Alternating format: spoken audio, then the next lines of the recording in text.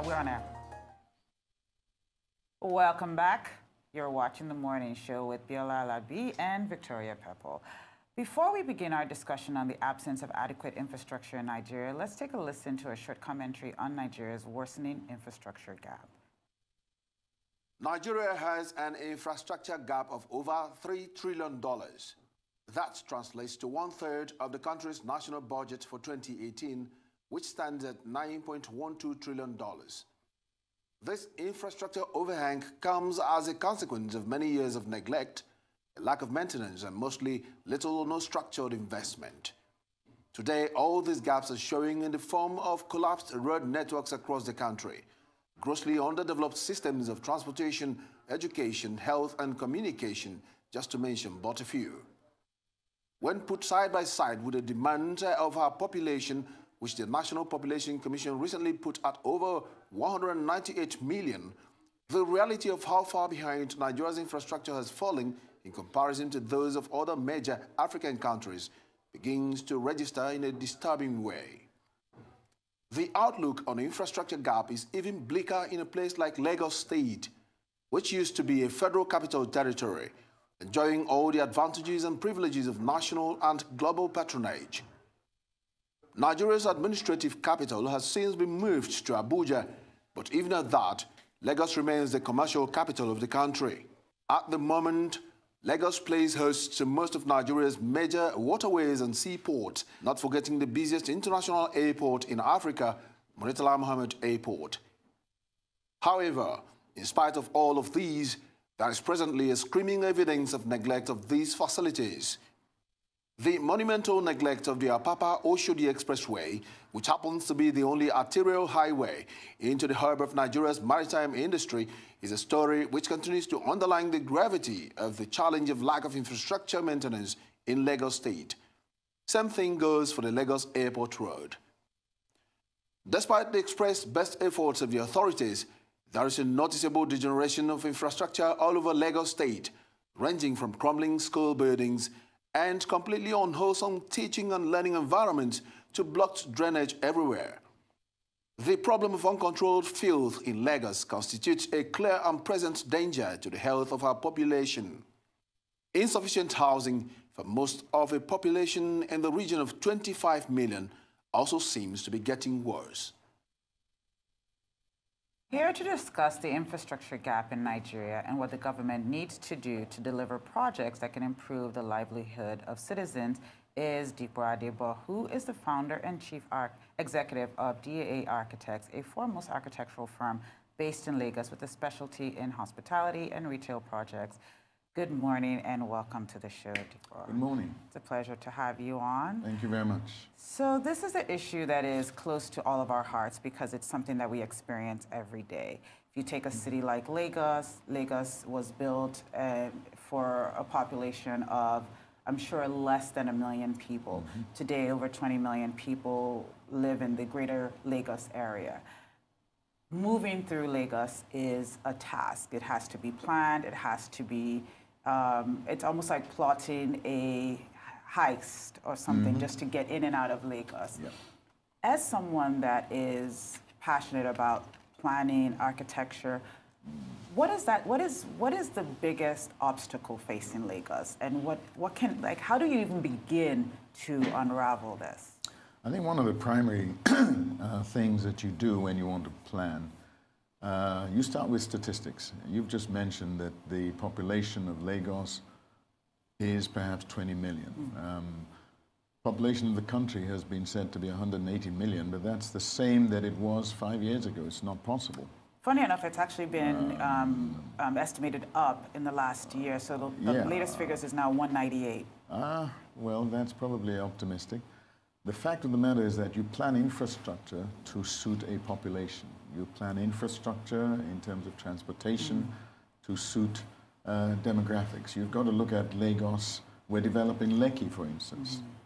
Lekki is developing in an almost unplanned fashion. We call it Lekki 1, Lekki 2, Lekki 3. Now, these are, along the road, you'll see all kinds of developments.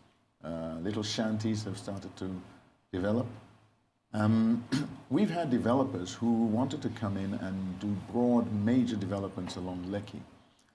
They've given it up because when they drive through there, they find that infrastructure, and by that we mean supply of power, supply of water, supply of sewage treatment, is lacking. And therefore, we're still building with septic tanks and soakaways. Interestingly enough, most people don't realize that Abuja is actually planned and developed with those facilities. Abuja has a central water system. So basically, when you're building your building, you plug in. Abuja has a central sewage system. So these are things that, as you plan new developments, you really ought to be planning to put in that kind of physical infrastructure. But the other thing is that when you're planning a place like Lekki, you've got to also consider transportation. We all know that Lekki is, unfortunately, chock-a-block now.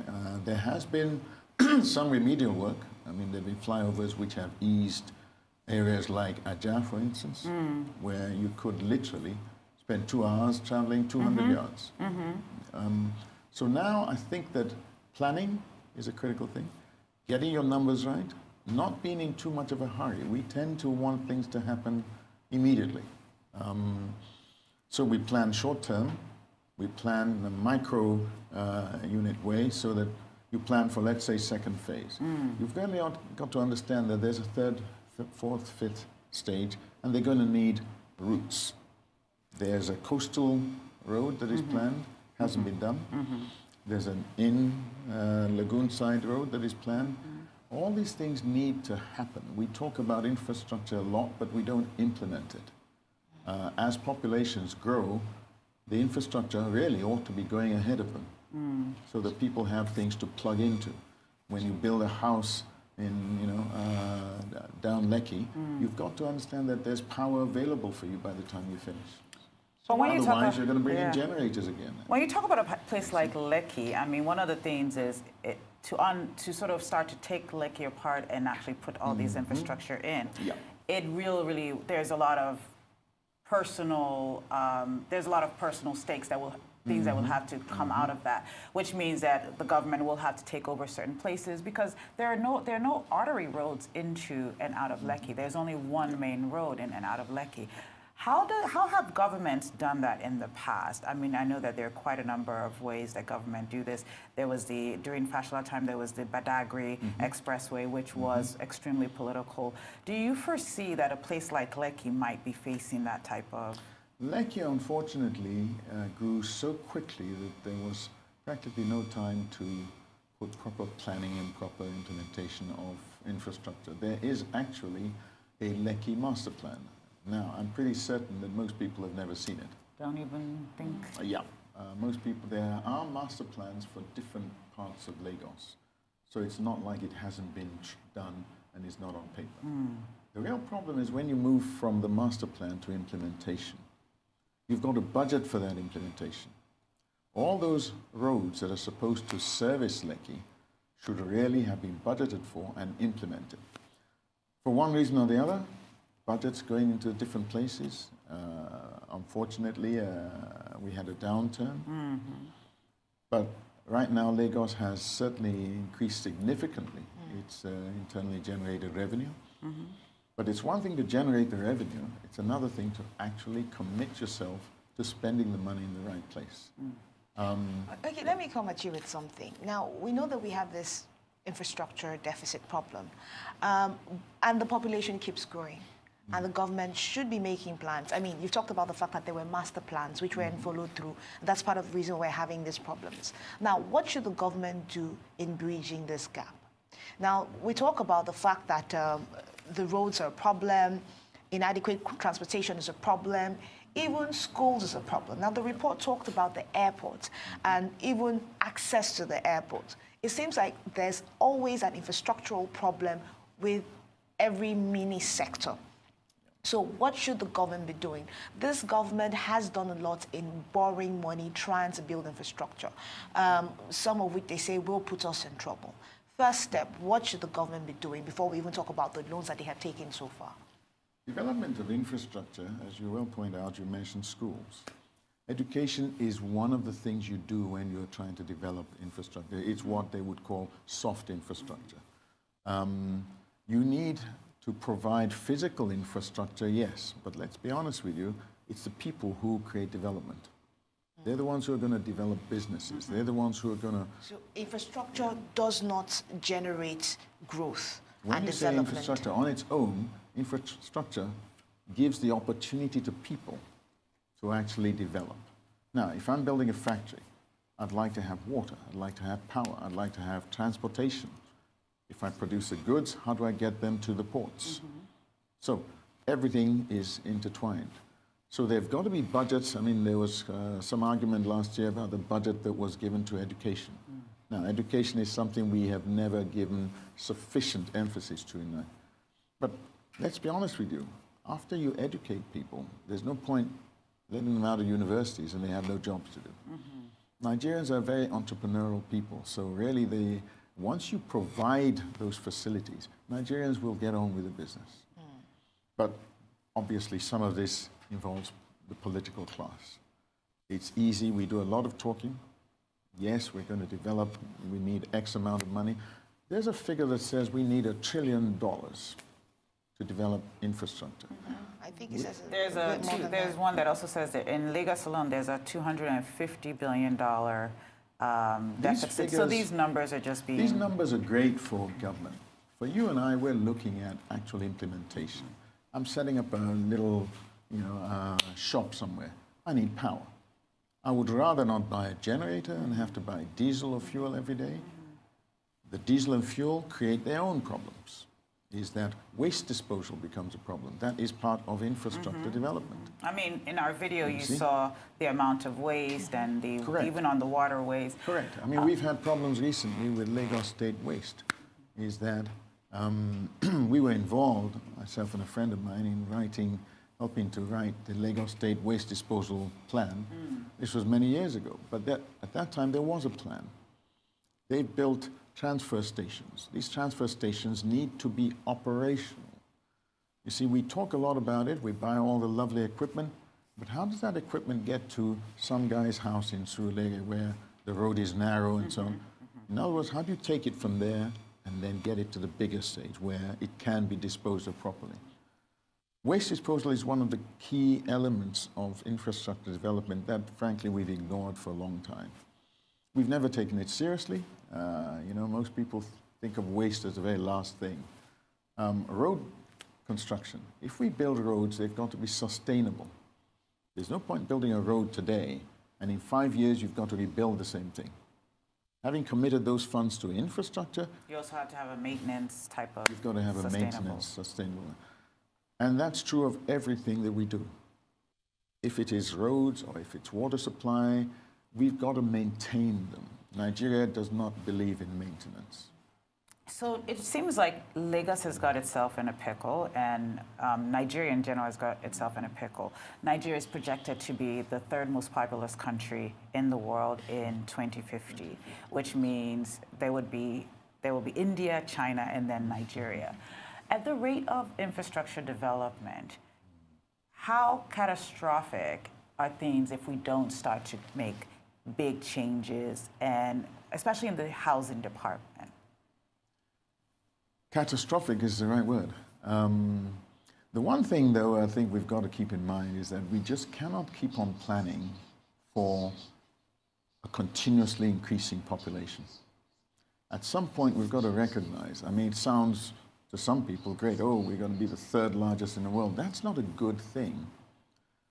Having to cope with a population, for instance, of 400 million from where we are today is a very, very difficult task. We're not providing yet for 180 or 190 million people. We're growing, in fact, I believe we're the fastest growing population in the world. That's not a good statistic. There are many countries which have practically reduced their population growth to zero. Actively reduced it, yes. Now, actively reduce it. We will always have a problem if we don't control that.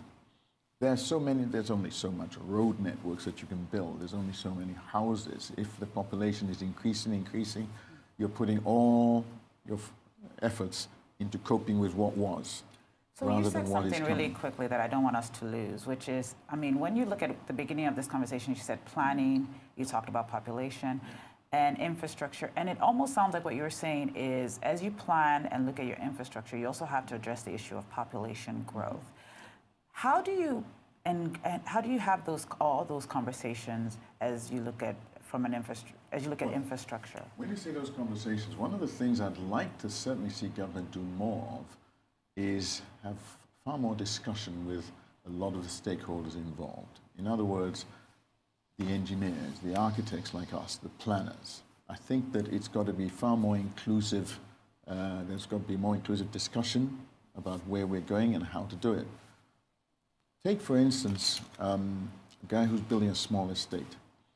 He can provide, as long as the law approves it, he can provide many structures that will support his estate. If I'm building down Lekki, I could have an estate that's based on solar energy, which means that I wouldn't be producing my own energy, I would be distributing it.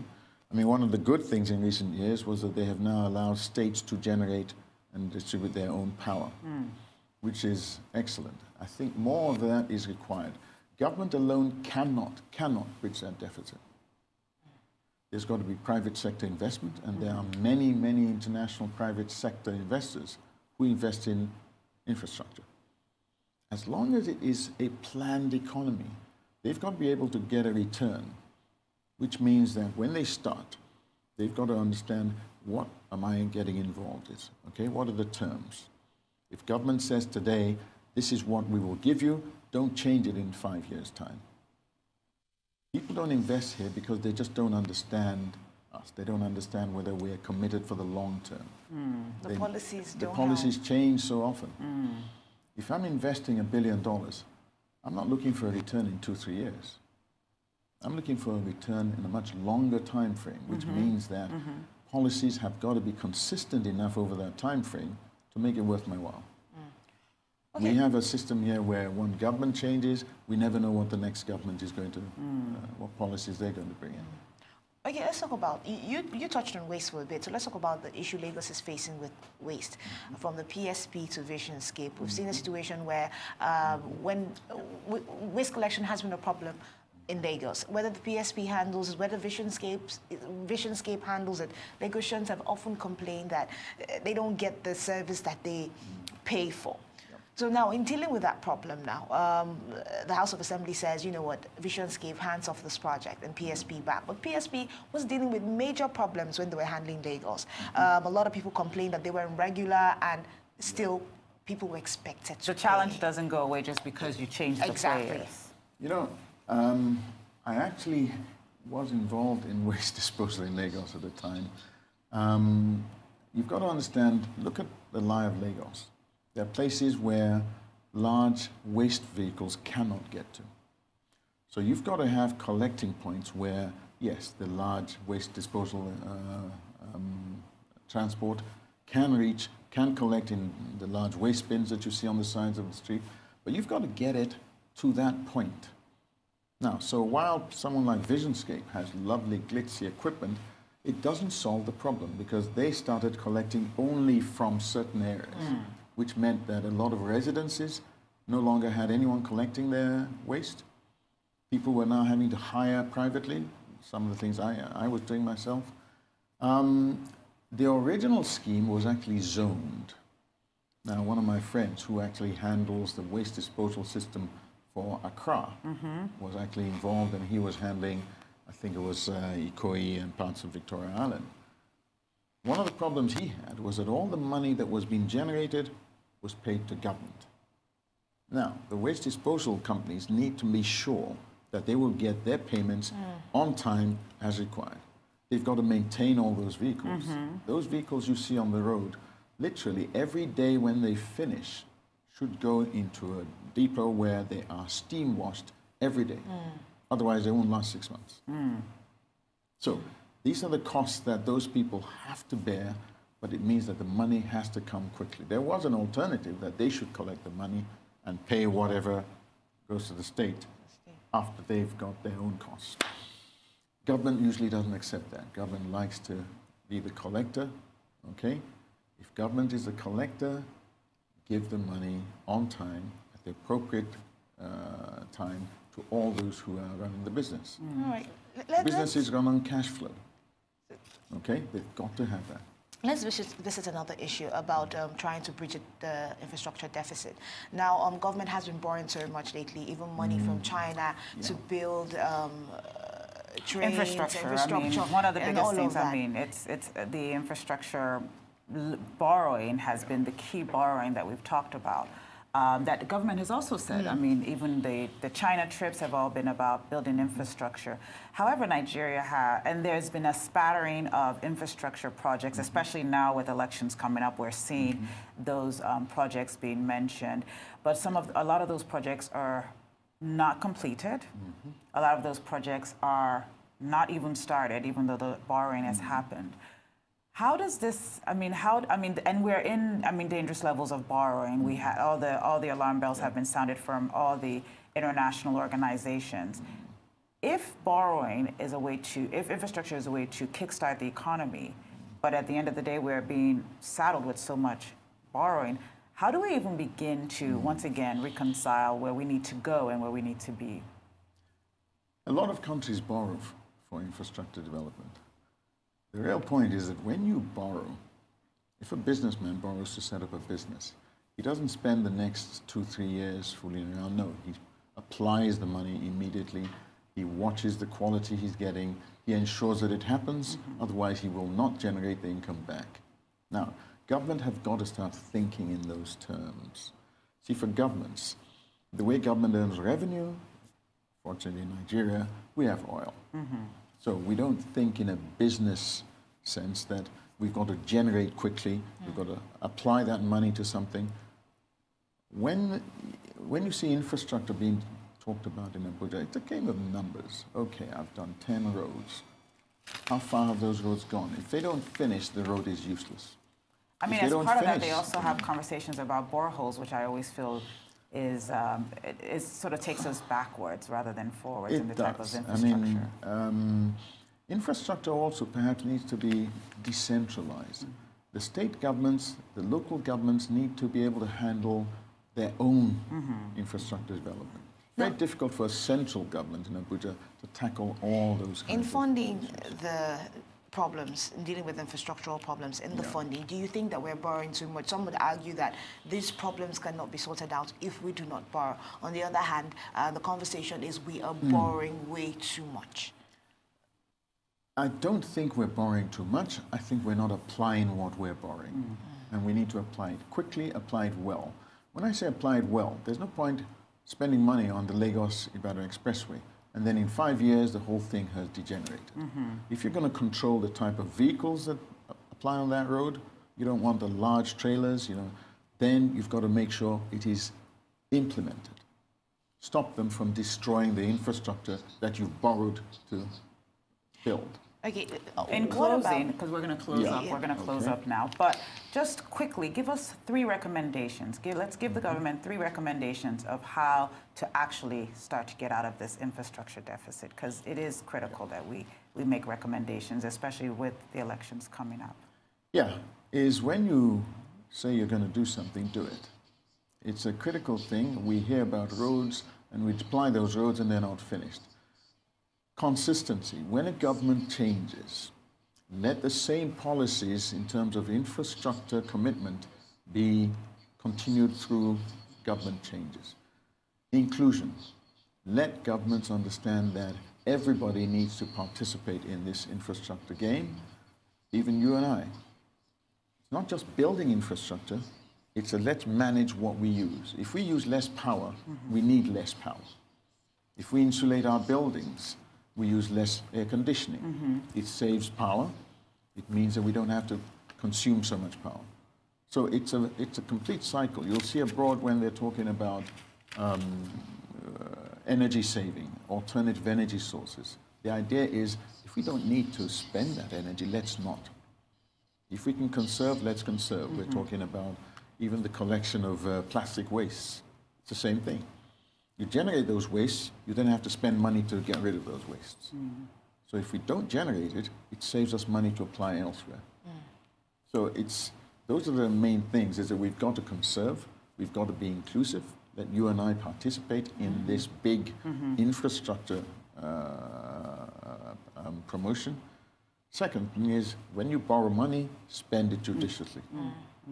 And part of that spending will be maintenance. If we build a road today and it's gone in 2 years, you're going to borrow again to go build it again. It's something sometimes I think we enjoy doing here. We wait until the road is collapsed. Maintenance is key. I remember when, I think Governor Fashola came in, one of the things you notice is that when it comes to dry season, they start fixing the roads. Better to do it then, otherwise if you leave it till the rains, that small little pothole becomes a ditch. So it's something that we all have to participate in, and talk less, do more. I like that what you said here, which is it's something we all have to participate in. We can't let you go without asking you on some of your perspective as someone whose family has been in governance in governance before, and whose father was part of one of our administrations. As you look at Nigeria and you look at the road to 2019, what are some of the dangers you see, and what are some of the things that make you optimistic as someone that has been very close to power over the years? The interesting thing is that when we talk about deficit, there are things actually going on. There are some government institutions now which have funds, for instance, for promoting alternative energies. But we don't disseminate this information properly. When I tell people, this is available in some institution, they're surprised. Now, so there is money being put to it. Some of those monies need to be applied quickly, and so that at least people can see the end result. Okay? Now, when you talk about going forward, one of the things here is always continuity. And it's the one thing that, unfortunately, in the last 20, 30 years, we've lost. Every successive administration wants to start from scratch. We can't continue to start from scratch. We've got to build on what is there. The Lagos-Ibadan Expressway was planned to have been done years and years ago. Even now, it's been done in fits and starts. And you start wondering, when is it ever going to be finished? How critical is that? I remember, I think it was Aliko Dangote came to a forum in Ogun State, and they were asking him, how do we develop the state? And he says, one of the key elements of your development is fix that road from Lagos to Ibadan. Whatever it costs, get it done, and get it done quickly. That artery is so important, and yet we have let it flounder for years. Trailers break up, your cars are affected. So those are the kinds of key elements that, unfortunately, we just don't get right. If you start it, finish it. Then it's useful to people. Let's talk about that democratic journey for a bit. Now, we've been through several, not up to 2 decades of democratic rule, but it's been a process. I mean, some people say several steps back, a few steps forward. In your assessment, how well would you say we've done with our democratic journey? We're still at it, so we've done well. So far? Whatever it takes, we continue the process, because it's not an easy process. And coming from where we're coming from, I think we've got to understand that lessons are learned the more you continue it. Everyone is talking about, and getting anxious, I guess, about what's going to happen in 2019, because sometimes we treat being in government as though it's life and death. Now, I think we've got to understand that there's going to be a winner and there's going to be a loser. And as long as we all have the same end goal, the end goal should be surely to develop our dear country, give work to people, educate our children. If that's the same goal for each party, then there shouldn't be such acrimony when people win or lose. Nicely put. One more question for me before I wrap this up. Ways in which we can fund infrastructure. We talked about borrowing, we talked about investors coming into Nigeria. What other ways do you think can help us quickly bridge this gap? Unfortunately, there's no quickly. Infrastructure is expensive. As quick as possible. Like, even if infrastructure is expensive. It is. You hear them talk of billions and billions of dollars. That's unfortunately the game. If you, for instance, if you want to increase power supply by, say, not sure how much we produce right now. Between 5,000 and 6,000, possibly? Megawatts, yes. Each 1,000 megawatts apparently costs something like $1 billion. Likely to take, who knows, 4 or 5 years to put in. But you've got to start that process. Otherwise, in 4 or 5 years, you still won't have it. Okay? Where do you get $1 billion? And that's just for 1,000 megawatts. So for 10,000, you probably need $10 billion. There's rumor that we spent in the last 10, 15 years, $30 billion in getting, and we still are producing 5,000. I mean, I think those are funding. Things, yes. Where do we get it from? The problem with funding is that the investor who wants to come in and fund your infrastructure will do it himself because he doesn't want his money wasted. But he's going to earn a return. There are investors who will come in and invest in infrastructure as long as he feels you are a responsible people. You won't change the rules after I've spent $1 billion. That if the rules are that this is how I can generate, this is how I can charge people for getting my return, then don't change the rules after I've built the factory. I remember there was a guy who was building a flour mill here, and he finished building it. And when they were opening it, they said, oh, by the way, we're banning the importation of wheat. Really? Why didn't you tell me that before I started building? This is the point, is that we've got to understand that it can't just be done by government. And so there are private investors who can bring in the same scale of money the government is borrowing. But also in short term, there are small investors here who will invest in micro refineries, who will invest in little estates where they're self-contained. Which is happening. Which is happening. Okay? That's what I mean by it's got to be across the board. It's not just government investment in infrastructure. It can't be. Government can never borrow enough. Well, thank you so much for being here today and shedding some lights on some of the infrastructure deficit challenges we have. Thank you and very hopefully much. What we need to do going forward. We look forward to having you back on the show. That'll be good when we've crossed over the next election. Thank you very much. It's time now for a short break.